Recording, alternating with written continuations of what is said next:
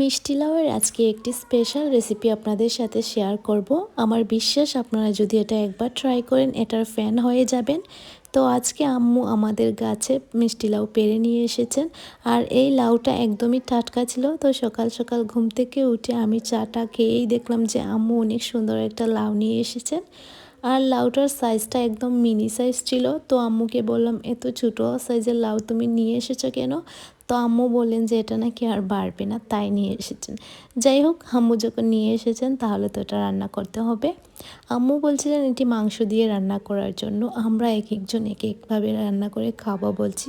আপু বলছে শুটকি দিয়ে রান্না করবে, আম্মু বলছেন মাংস দিয়ে। তো এক একজনের এক এক চাহিদা। তারপর ফাইনালি এটা ট্যাংরা মাছ দিয়ে রান্না করার সিদ্ধান্ত নেওয়া হলো। তো বাসায় ট্যাংরা মাছ ছিল ফ্রিজে।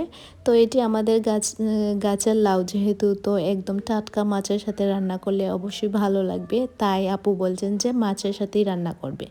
তো মাছও ফ্রিজ থেকে বের করে রেখেছিলেন, আর এদিকে লাউ বানিয়ে ফেললো আপু। আর আমরা একটু গল্প করছিলাম রান্নাঘরে, বসে বসে গল্প করছি।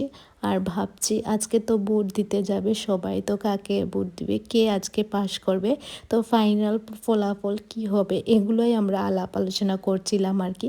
তো আপনারা কাকে ভোট দিলেন অবশ্যই কমেন্ট করে জানাবা। আর আপনারাই বলেন তো কে আজকের ভোটে জয়ী হবে।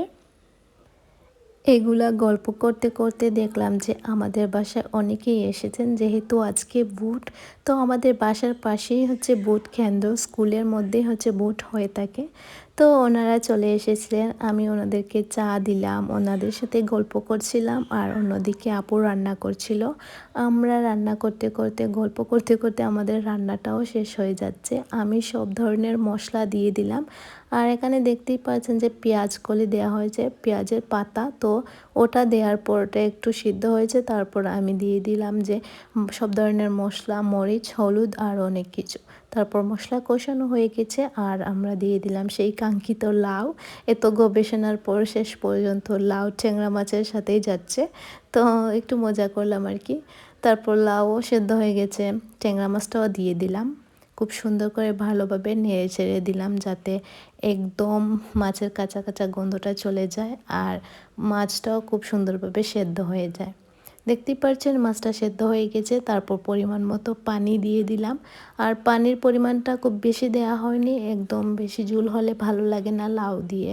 ট্যাংরা মাছ একটু শুকনো শুকনো করে খেতেই ভালো লাগে। আর এই তো দেখতে পাচ্ছেন ফাইনাল লুক কেমন হয়েছে অবশ্যই কমেন্ট করে জানাবা। আমাদের বাসার সবাই তো অনেক বেশি পছন্দ করেছে।